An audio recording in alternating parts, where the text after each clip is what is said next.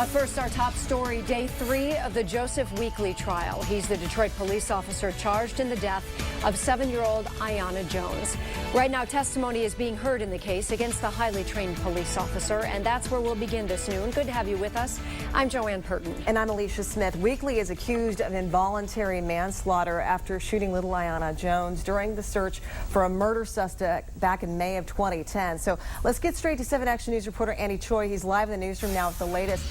Andy, who's taking the stand today?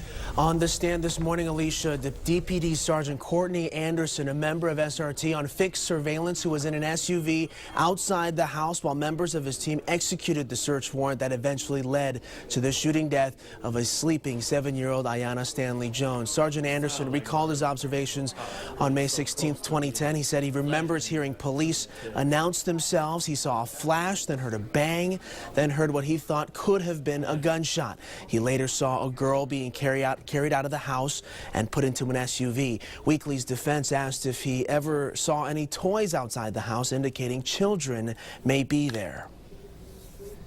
And you would have said, hey, I didn't see any children, but I did see some toys that looked like kids' toys, something along that line? Yes. Okay. There would have been absolutely no reason, and you correct me if I'm wrong, if you saw those, there would have been absolutely no reason on earth that you wouldn't have told that to the people who were preparing the search warrant, right? Right. And there's no reason on earth why you wouldn't have said it to other members of your crew, correct? Correct. One of his instructors, as he was being trained, he says he still has respect for Weekley even after the event. Police that day was accompanied by a crew from a reality TV show, The First 48. Now, testimony continues with more officers on scene that day.